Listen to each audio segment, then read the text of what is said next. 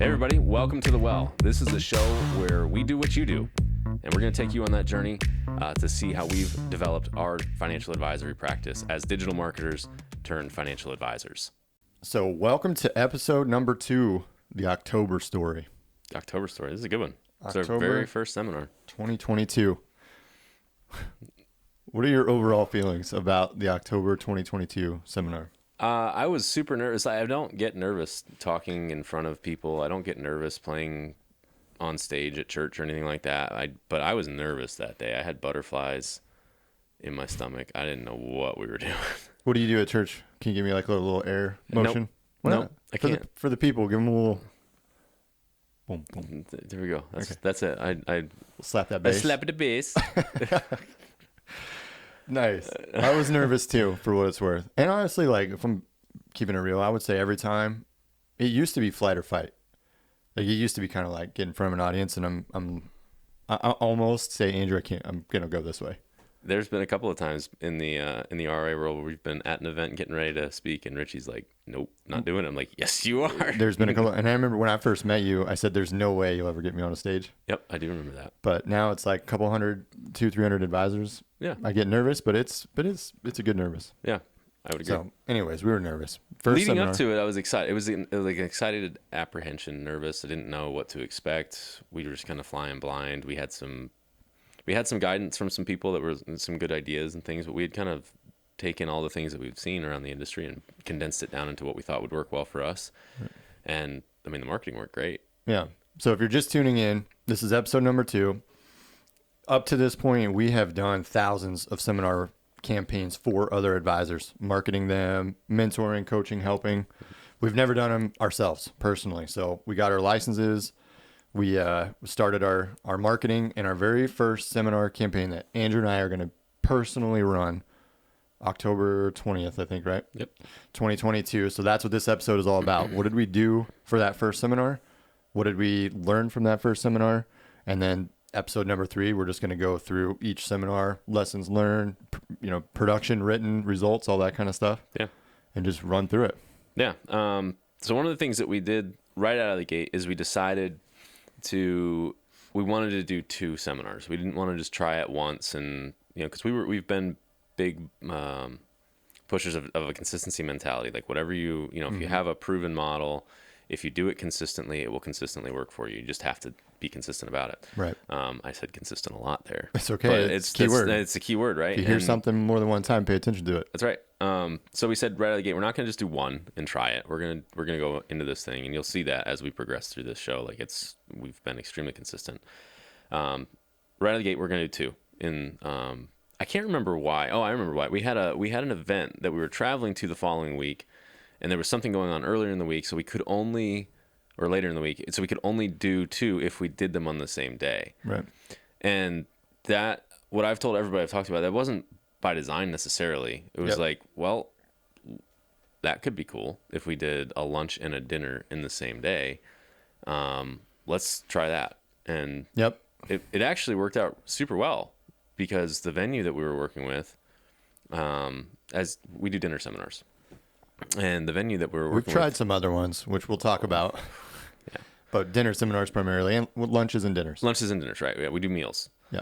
And so the venue we're working with, they have a minimum for every day that you're at the restaurant. Yep.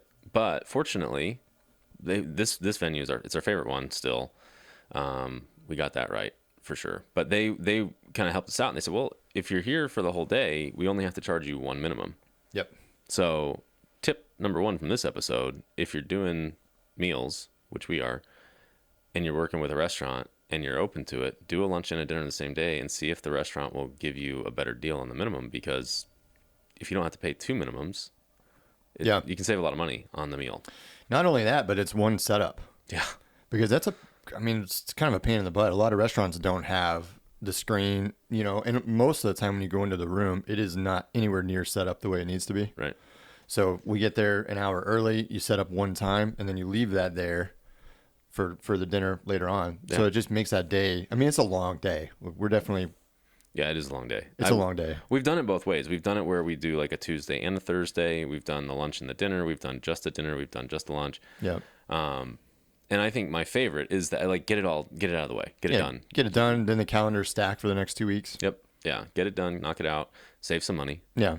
But you're right. Now we know that. Back then we didn't know all that. Yeah. We just did it because it just made the most sense at the time. Because we're running, if you don't know our backstory, we're running RA marketing, which is marketing for financial advisors, and then now we're doing the producers. So there's two businesses that were, and at this point we were probably 80% RA and 20% doing this. So, we were weighing that too. We only wanted to be out of the office one day out of the month at the time to do the two events. Yeah. So it worked out really, really well. The marketing worked fantastic, and we got there, and what do we have? We had 71 households registered. Yeah, I was just gonna pull up the stats. 71 households registered for that day. 71, household units registered. So I don't remember. It was like 100 or 90. Yeah, it was like 96 people or something like that. It was a lot. Yeah. And obviously more for dinner than for lunch. Yep. Which if you're doing lunches or if you're thinking about doing lunches, you will have a smaller draw. What we noticed right away from the lunch is it brought in two types of people. It brought in people that are already retired, so a little older crowd, and it brought in business owners, people that have a little bit more flexibility or can dictate their schedule a little bit more freely. Yep. So the people that were still working either were high enough up in their company that they could say, hey, I'm taking 2 hours for lunch today. Yep. Or they own their own business, so it didn't matter. They were able to dictate their schedule, or they were already retired.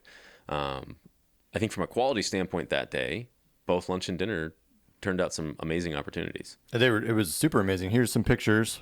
Now's the cue. Throw those up there, Andrew. Right here.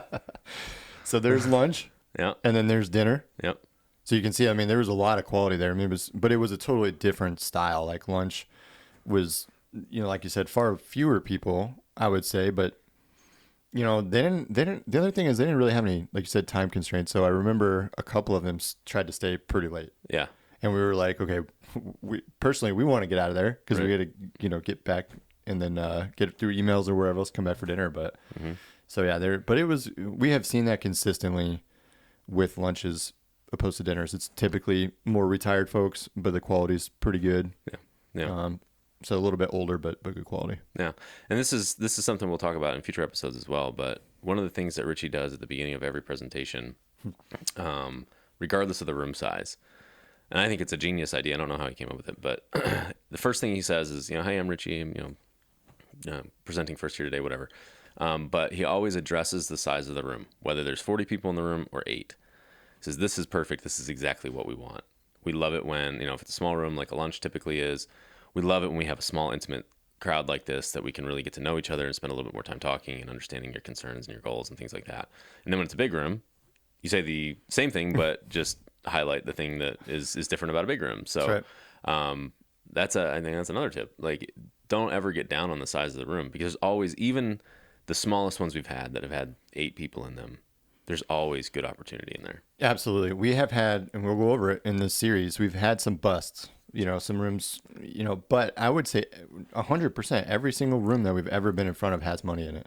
Yep. We've never not had money in it. So the opportunities are there, whether there's 4 people or 40 people, but you're exactly right. I'm going to claim the heck out of it. Because if you're sitting there in a room where we could fit 40 in this case, and there's only, actually we had what do we have? It was a good showing. It's like 20 people or something. Yeah, I think so. But let's say there was only 7.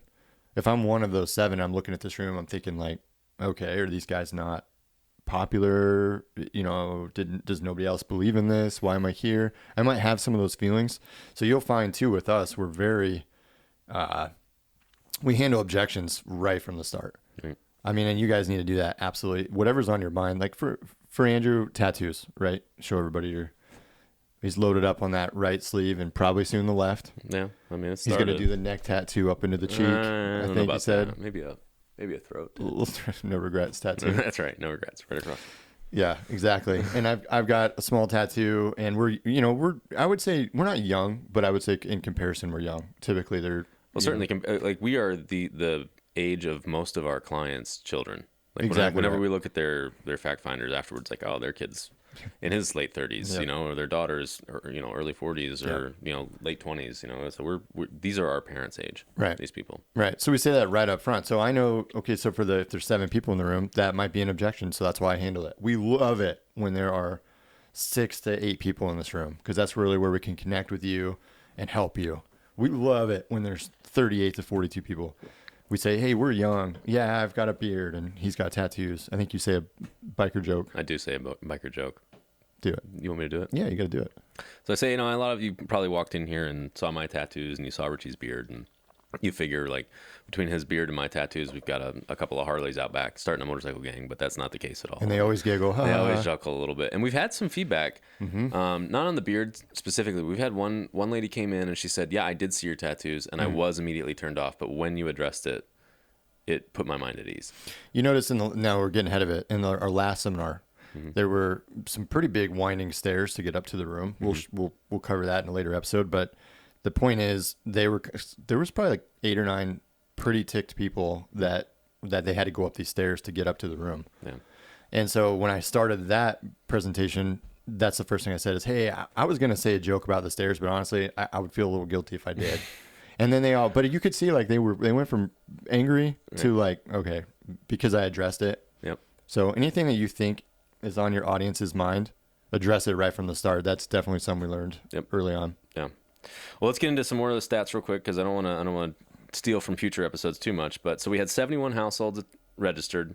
We had 37 households attend over the day. So we had 71 over the day, 37 attend over the day.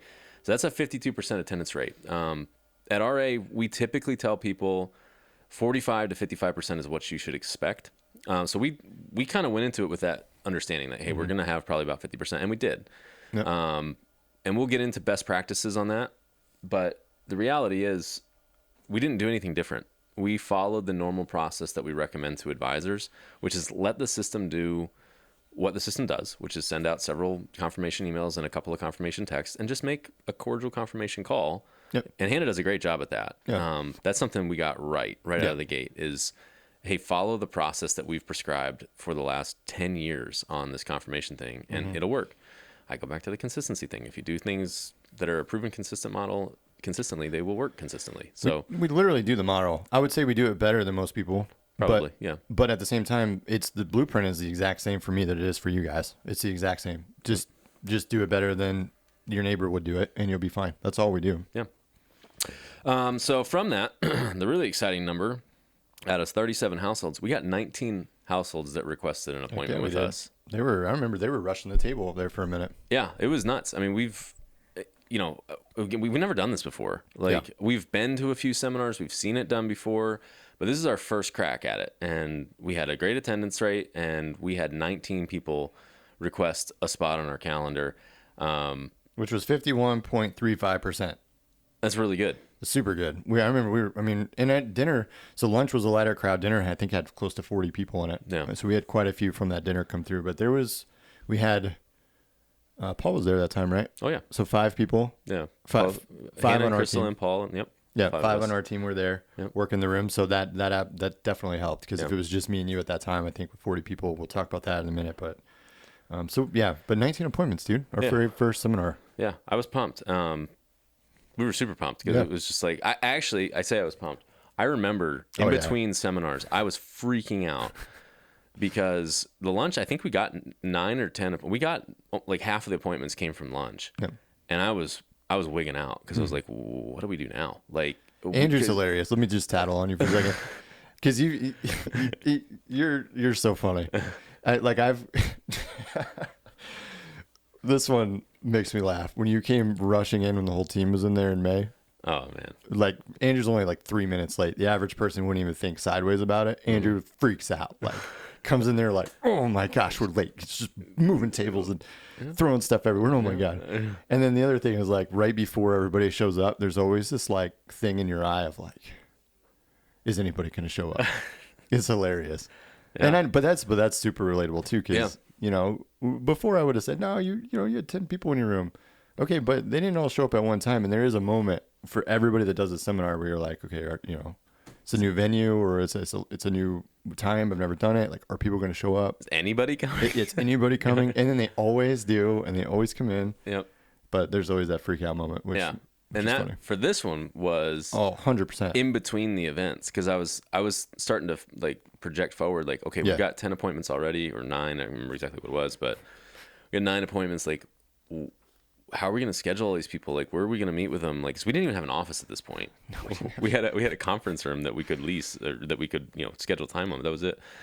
And I'm freaking out. And like, then people start coming for dinner, and they just kept coming. And they just kept coming. They kept coming. We had, I think we gave up our projector table. Yeah, we gave up everything. Like our registration table, everything. Which big mistake. Yeah, that was huge. Don't do that. Yeah, don't give up your registration table. Claim your spot. Don't give up your projector table. Make the restaurant work with you, and be prepared for like how many people could show up. Right.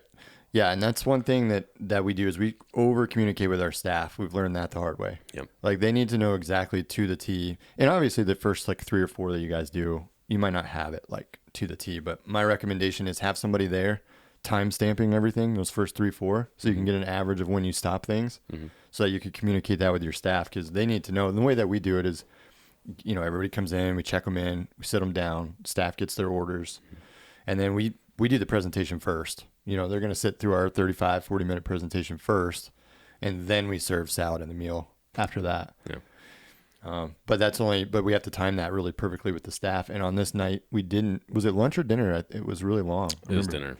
Dinner, yeah. Dinner, yeah. It was a huge wait. Like, I think it was like 2.5 hours start to finish. Yeah, it was long, and I think it was from the time the presentation ended to the time that food was served was 30 or 40 minutes. It was a wait. People were getting up and like, hey, they were leaving. I don't think anybody left, but there were some complaints for sure. Yeah, they were like looking at us like, hey, are you gonna, we're gonna get our food sometime? And I think dessert was super late if we even got that time. So all that to say, like, you're gonna want to think through your timelines, and you're gonna want to schedule it. Like, actually make yourself stick to those and communicate that with your staff, because that was a big mistake. Yeah. So we got 19 appointments. 19 appointments. Still managed to get 19 appointments, even with some of the hurdles we had. Yep. And that's where it fell apart. Mm-hmm. Why did it fall apart, Andrew? I mentioned that we've mentioned Crystal and Hannah a couple times. Hannah is primarily on the front end. She does all the confirmation calls and kind of gets people, excited to come. And that's my wife. That's Richie's wife. My wife, Crystal, is on the back end. So she does all the appointment confirmation calls. Hannah and Crystal swap off every once in a while, but for the most part, that's what Crystal's role is. She handles kind of the post-seminar appointment process, getting people to confirm and sending out emails and all that good stuff. And she's really great at it. But we totally left her out to dry. We hung her out to dry hard because we didn't have a process. We had like no idea of what to do. We were working with some other folks trying to like figure out a process. And this event was on a Thursday, and we didn't iron out our process for confirming appointments until it was 9:45 on Friday night is when we finally said, this is how we're going to do it. So more than 24 hours Which is later. Like 45 minutes after my bedtime, for what it's worth. So Crystal and I are trying to figure this thing out. And if you don't know me very well, probably, but I'm kind of, I like to micromanage things, and it's not great. So Crystal and I had some kind of discussions, I'll call them, about how best to do this and trying to figure things out. So we sent out our first confirmation emails at 9:45 the next night, which was way too late. And Crystal finished on Saturday, which was way too late, and there wasn't any kind of cohesive thing to it. So we ended up at a 19 appointment set. We met with 7 of them. And I don't even know how we got those 7, to be honest with you. And pure dumb luck. Well, yeah. And what we're saying here is, if you haven't picked up on it, we had zero process from the seminar forward. Well, what we thought about this first seminar was the marketing, because that's what we knew. That came natural and it worked. So we knew what we were doing from marketing to giving the presentation. Well, even that was a little even bit the presentation was messed up, which we'll go over. But from the presentation forward, we had no process. We're making it up as we go. Yep. So to get those 7. But the interesting thing, we live in Indiana. So I like to say it because it's not like it's not like a market that somebody would think there's a ton of money here and, quality's amazing here. It's just Indiana, right. Midwest. But out of those 7, we did have everybody submit their statements prior to even meeting with us. And it was, I think, 15 mil. Yeah, 15 million. Yeah, 15 million worth of submitted statements to us that we actually sat in front of our very first seminar. Yeah. Yeah, it was unreal. I mean, we started seeing some of these statements come in. I remember the first one that was the first appointment we had, I think had like 900,000. And I was just like, holy cow, I can't believe we have $900,000 in front of us right now. This is... And then the next one after that was like 1.6, and the next one after that was like 3.2, and the next one after that was like 6.4. And I'm like, what is happening? Yeah, we met with some whales that first We one. met with some whales. And how many of those whales did we convert into business? We converted one baby whale. One baby. The food that a baby whale would eat. Yeah, the food that a baby whale would eat. Yeah. So out of $15 million in assets that were in front of us that day, we closed $93,000 in annuity premium. So booming success. Yeah, but it was. It was. You know what? I had a lot of conversations with other advisors after that event. And they're like, "Oh man, I can't believe you didn't have process this, that, and the other thing." And and one even said, "I wish you hadn't gotten in front of that much business so soon, because you're not going to get it." And I was like, "Well, that's kind of a negative outlook," but they were right. We didn't get it. Yeah. But what I said to Richy, and I think I said it to this advisor too after the fact, is that, I'm kind of glad that we got in front of that much business and missed, because if we hadn't, I don't think I would have taken it seriously. I don't think because we all do it. I'm sitting there thinking, oh man, look how much commission we could make on this. But if it had been we swung and missed on $200,000, all right, Yeah. big deal, right? We didn't have to learn that lesson the hard way. But when we swing and miss on 15 million, and we realized just how much we could have made, if we had just had a process, it made us sit down and say, all right, we got to take this seriously. We really got to focus in on where we screwed up. Let me tell you a quick story. I was at the gym a couple weeks ago, and I'm feeling pretty good. The night before, though, I slept in a tent in my backyard with the boys, so I slept like crap, and I'm tired. But I go to the gym the next day. It's chest day, so I'm doing a pretty good workout. I'm feeling pretty strong. I get on the bench press, and I get a couple of sets in. I'm feeling good. I load up some more weight on there. And I'm thinking, yeah, I feel great. I'm gonna do this. So I put on a decent amount of weight. Hannah's not here on this day. Usually she'll spot me if I do that, but she's not at the gym. So I get on the weight. I come down to my chest. The weight does not go back up. Uh-oh. And I'm like, oh crap. And so I'm staying calm, but there's two options really. Like I can either go to the side and let it fall everywhere and embarrass myself in the whole gym, or somebody comes and save me. And I lift my head and I'm looking around for somebody. And as I make eye contact with this guy, and he comes over, and I push the weight up and rack it. And I'm like, oh, thank you, first of all, for saving me. But the point is, like, for me, it's okay to fail, because failing, like most people, I feel like, maybe I'm broad stroking, maybe this isn't true at all, but I feel like most people would have walked out of the gym embarrassed, or at least left. For me, I just took off a couple of pounds and just kept bench pressing. Yeah. Because I don't really ever see failures as actually failing, because you learn from that. Like that's the only way you learn, is if you're uncomfortable and if you're failing. So for me, it's just a stepping stone. If you fail, it's just a way to get better. So when we met with these people, like you said, I mean, we learned so much that first seminar.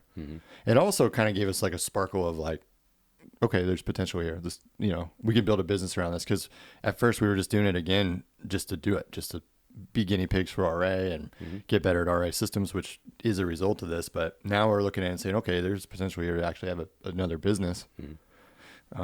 But yeah, so failing those times was needed, and we failed so many other times moving forward. Yeah. But that's where we are today. That's why we're here. That's right. So let's wrap it up with some of the lessons that we learned just from this one, because obviously we've done, I don't know what, 20 some presentations, 25, 22 seminars since then. So we got a lot of content to go through. We don't want to steal from all those episodes, but the first lesson that we learned, aside from needing a process, is we needed a PA system. If you don't have a PA system and you're doing venue sizes that are even moderately big, get one, because it's a cheap, easy way to make sure you can be heard.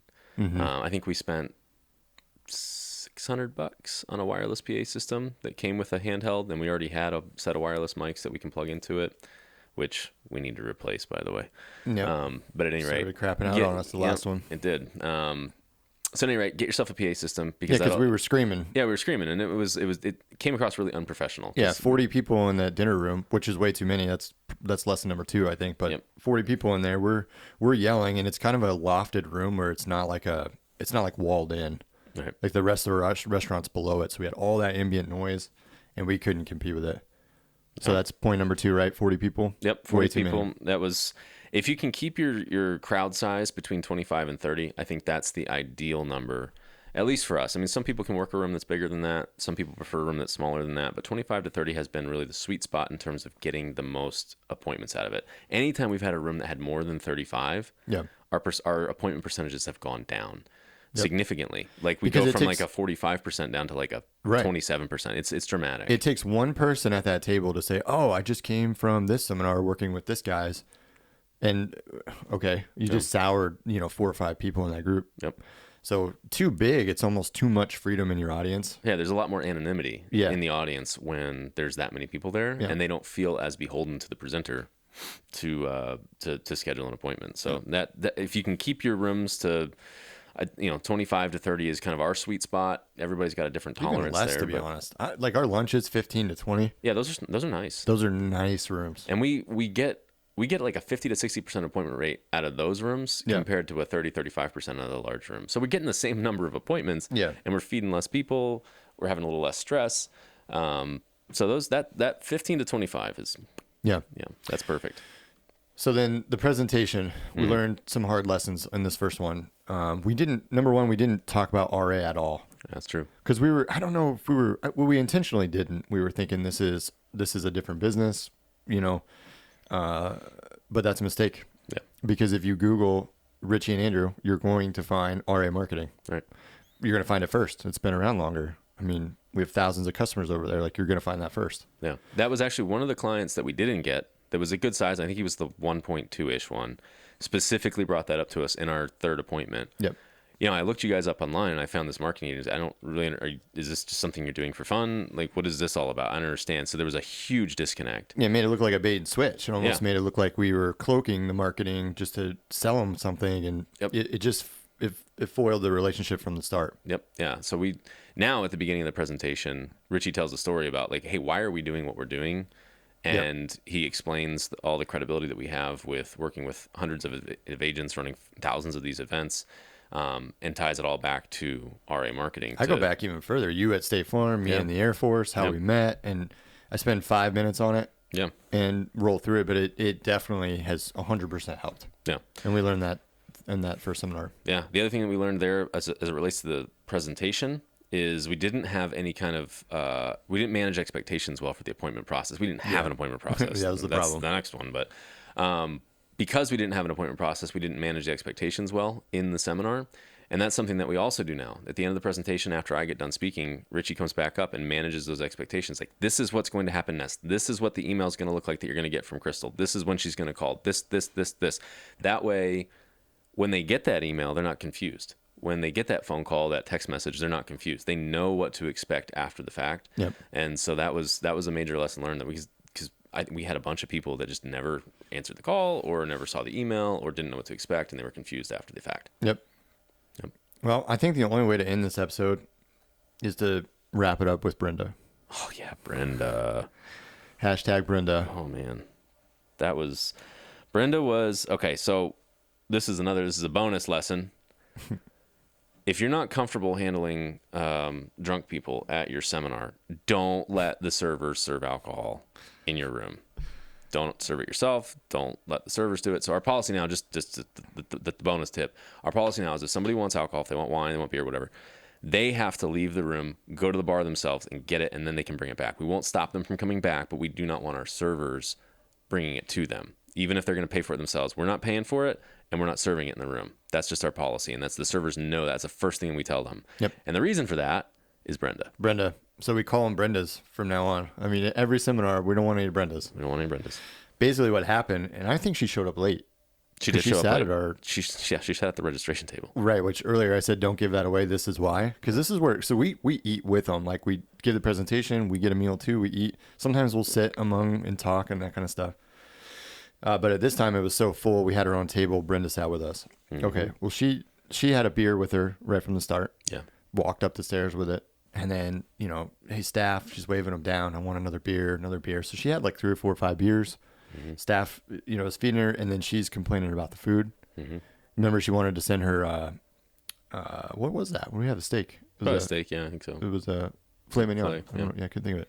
She sent it back. She wanted it cooked, like, not at all, essentially, and said the chef did it wrong. And she's stealing. She literally, my wife ate her plate and then was giving it to the staff to like, take it away because there's a little bit of leftover. And she goes, whoa, hold on a second. You can't let that go. And she takes the plate and scrapes it onto her own plate and then eats it all. I'm just sitting there like, if you guys know me, I'm so ridiculously picky about my food. Yep. Like it's a problem. Yeah. It's the residue. It's the problem. Okay. Anytime there's residue, I'm not involved. The chips and dip is like a nightmare to me. Yep. Sharing that with anybody. So anyways, so man. So I wish we would have known that to start with. She's hugging on us at the front, and I literally, like, she's hugging me. She had her hand like wrapped around my like this and pulling me closer. And I was just like, Brenda, you need to give me some space. Like, yep. You can't be doing this now. Knowing what we know, we would ask her to leave way before that happened. But yeah, we didn't have the experience at that point to know that we could just say, hey, Brenda, you need to leave. Yeah, you're not welcome here. You're clearly not interested in the material, whatever. Right. We were more afraid of creating a scene, and as a result allowed the scene to get created. Yep. So we didn't take control of that situation. Yep. Alcohol was the issue there. She came drunk, she kept drinking, and it was just inappropriate. And she didn't just do the food thing to Hannah, she did that to other people. So she would go and ask people if they were done with their food, and she had a to-go box, and she was scraping leftovers off of random people's plates into her leftover box. God, makes me to squirm. take it home and eat it. Thinking of that. So don't let yourself get any Brendas. That's the final tip from this episode. What would it take for you to eat that? Like somebody's random food? How much would I have to? I mean, I'm not as picky as you are. I mean, if I had seen the person and I kind of understand this is a clean individual, like I probably would have for $50. Oh my gosh! I was expecting at least 1,000 or something. $50? Yeah, I mean, if there's not a lot of residue. Okay, let's wrap this up. Let's wrap this up. Enough's enough. Enough's enough. The next episode. What is it? Episode 3. We're going to be in November 10th. November 10th. We're going to talk about buco de pupo. Buco de pupo. I think that's an internal thing that we call it. Oh, now it's external. Okay. Buco. Now I don't know the real word. It's buco de beppo. Buco de beppo. Buco de beppo. Buco de beppo. So join us for the next one where we talk about the one we never talk about. Yeah, this is the one we don't talk about. Yep. This is like Fight Club. We don't talk about it. Yep. Episode 3 coming up.